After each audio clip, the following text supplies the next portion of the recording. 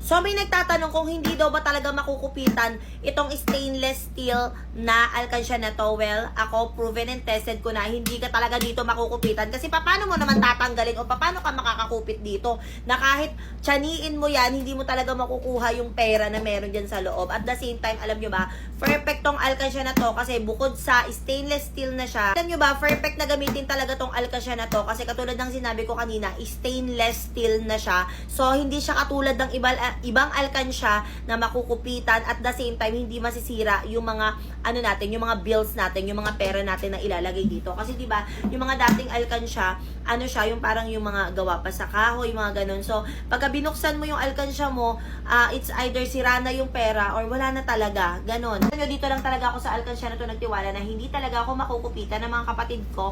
Kaya oo, hindi ka talaga makukupitan pag itong alkansya na to ang binili mo. Kaya mag-check out ka na hanggat maaga pa. Ano? Oh.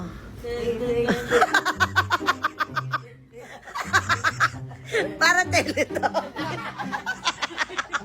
Hindi ba kaya? Sabi ni Mama para Teletubbies.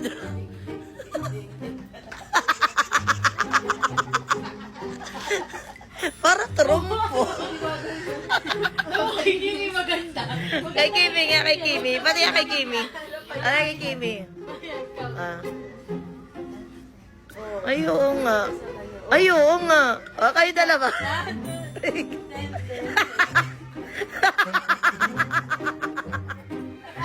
Maganda naman din sa tingin ko. Maganda sa akin.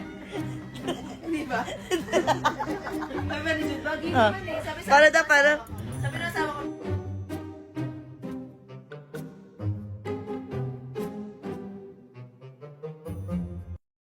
Nashock ako kasi natulog lang ako, tapos pagising ko, meron nang bumoboses dito at sinasabing cooking show daw yung naganap na Mr. and Miss Manix Management 2026.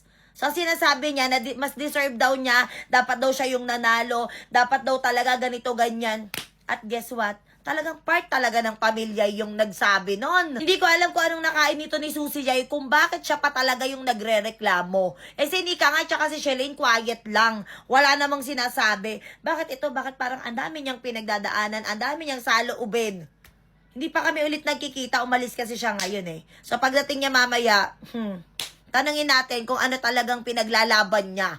Ha? Kasi kung talagang ang gusto niya manalo, ibibili ko na lang siya ng crown. Marami naman sa Divisoria noon. Tapos ipapaprint ko na lang siya ng Miss Familiay 2026. Hindi inaaway-away pa yung kapatid ko.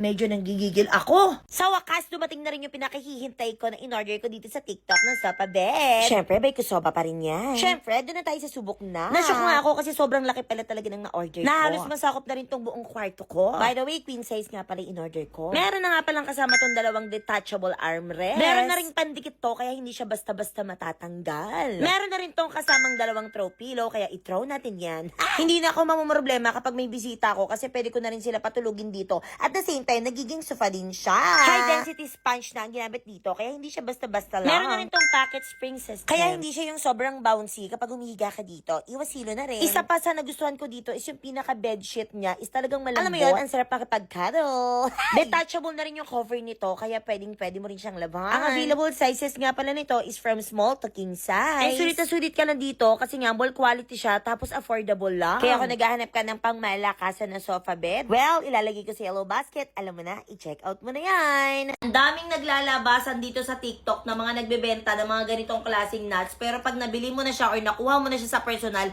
hindi siya malutong. Narinig yan? Nariting nyo? Ako, mahilig din talaga ako sa nuts para sa mga hindi nakakaalam. At wala akong ibang binibilhan na brand ng nuts kung hindi itong si Mr. Squirrel. Uy, baka naman. Marami akong iba't ibang klaseng ganito. Meron akong 250 grams, meron akong 500 grams, meron akong 1 kilo. Kasi gusto ko kapag umaalis ako, meron din talaga akong nangangata-ngata kasi nga mainipin ako. So, isa to sa aking binibili. Sa aking binibili ang lalim. Hindi lang yun ha, kasi nga syempre mas healthy talaga ang mga nuts na ganito. Mahilig ka rin sa mga oatmeal katulad ko. Well, ako nilalagay ko din talaga to sa oatmeal. Kahit sa mga shakes, sa ibabaw, ganyan. Kasi gusto ko yung may nangangata din ako. Ulitin ko, kung mahilig ka sa mga nuts at the same time gusto mo yung crunchy pa rin pag dumating sa'yo. Well, ilalagay ko sa yellow basket. I-try mo na din to. So, pupunta na kami ulit ngayon sa beach at mag-outfit check muna tayo. So, ito yung outfit ko for today. O, diba? Palakasan na ng loob yan, Boogs. Sino ka dyan? Okay, next. Si Ina. To the left! To the right! Ay, hindi ka magsamba. Hindi yan sumba. O, ayan yung outfit ko for today. O. Next! Papa! Ay, hindi Papa yan! Papa yan! Oh, ganda, sexy! Next! Ay, taray! Saan punta na ako? Magkano? Parang mutalong mula. Okay, next. Syempre, hindi ka papatalo yan. Diba? Syempre, candidate number 1, Saidi Diaz. Taray. Diba? Naka-shades siya, naka-shades. Ayun lang, flex ko lang. Ganda na outfit niya ate. Joke lang. Parang fit. So, pauwi na kami ngayon sa Manix house. At Eileen, pinapansin ka na ba ni Saidi?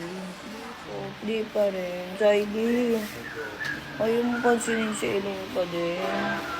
Sabi ko sa kanya. Nahanap niya si Yancy. Ano na? Nahanap niya si Yancy. Uy, hindi na nga kasama si Yancy ngayon eh. Oo, hindi ko na nga pinapansin. Hindi ko na nga nakikita. Yun na lang akong pakialam ko doon. Pakialam ko doon. Ito na, ingay.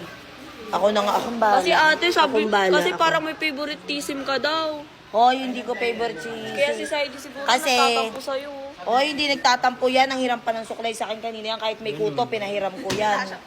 Ay, wala ka bang kuto? Ako, wala akong favoritism, ha, mga kapatid. Wala akong favoritism. Kasi ang nakikita nyo lang sa camera is kami lang ni Jens ang ano. Ay, wow, ilan ka na? Wow, 2M na siya sa TikTok. Nagpansinan na sila. Ay.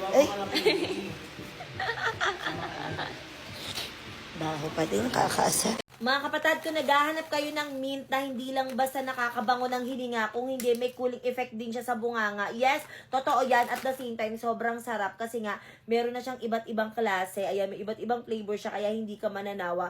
Well, eto na yon. Kasi alam nyo ba mga kapatid, para sa mga hindi nakakaalam, yung mga kapatid ko din talaga kasi is talagang kinakailangan din talaga nila na nagbabaon ako ng ganito lagi.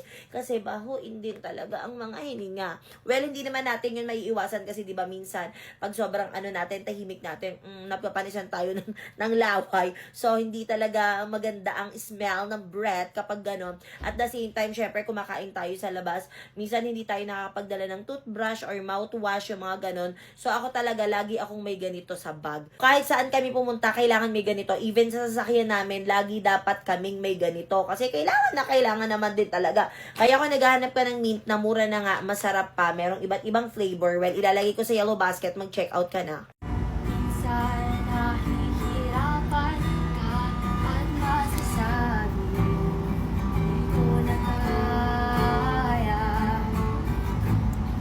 Tingin ka lang sa langit, makasakali ay masunod. Di kaya ako'y tawagin, malalaman mo kahit kailan hawak kamay. Ay, Iniwan sa paglakbay dito sa mundong walang katiyakan. Hawak kamay, di kita bibitawan sa paglalakbay sa mundong walang kawalan. Kakagising ko lang at nanonood ako ngayon ng vlog ni Ina. Oo. At nashock ako kasi ginawa pala to ni Yani Jutes kay Elaine. Nandun na naman kasi si Yani Jutes sa bahay namin at doon pa talaga nagstay sa kwarto ni Elaine. Ayan, tingnan nyo. Oo. Alam mo ko ano ito. Tingnan na kaganyan ka pa sa higaan ko. Eh di ba nga, magka-sorry ka din naman dahil about dun sa may inanuhan mo siya ng cake. Sorry na ako, di ba? O bakit pumapunta pa siya dito sa amin? Sorry yung kanya. So, ayan, panoorin nyo. Tingnan nyo, ha? Pasok pa rin sa kwarto ko. Tingnan nyo mabuti. Akala mo ba nakalimutan ko na yung ginawa mo sa akin na pag-aano mo ng cake, ha? Ay, Di ba? Binuhusan niya ng tubig! Si Elaine. bakit yun naman sa... Diba? Imbis na naaawa ako sa kanya kasi kano mismong birthday niya, nilagyan lang naman ni Susie Yay, tsaka ni Elaine, ng cake yung mukha niya. Ito na naman. Ang hirap mo na rin ipagtanggol, be. Hindi ko na alam kung saan ka lulugar, pero hindi ako papayag. Hindi ako papayag. Bakit ginanon mo yung bunso ko? Bakit ginanon mo yung bunso kong kapatid? Tingnan natin. Puntahan natin yan. Dalawa yung binili kong singsing dito sa TikTok. So, ito yung pinakita ko sa inyo kanina. At meron pang isa. Ito kararating lang nito. Ito medyo matagal na rin kasi to. So, guys, sobrang ganda. Papakita ko sa inyo. Oh, di ba? Ang ganda. Promise mga kapatid, kung makikita nyo to sa personal, ang ganda talaga nito. Ito siya sa malapitan mga kapatid. Ang ganda talaga niya. Sobrang in love talaga ako sa ring na to. Diba, ang ganda niya sa kamay. Ang lakas yung parang yung mga teenager. Ayan. O, diba? Pwede itong ipangregalo kasi guys, hindi siya, non-tarnish siya. So, hindi siya basta-basta nagpipade. Ang ganda. Tapos, sakto-sakto lang din yung size niya. So, hindi mo kailangan mag-adjust ng sizes. Ang ganda. Ito pa isa ko nabili, oh. Hala, diba? Kaya kung naghahanap ka ng pangregalo ng singsing, ayan, pangbigay mo sa mga jowa mo, sa kapatid mo, pwede to. Ilalagay ko sa yellow basket, uulitin ko, hindi siya basta-basta nagfe-fade. Ayan. O, diba? Ang cute. Check out ka na.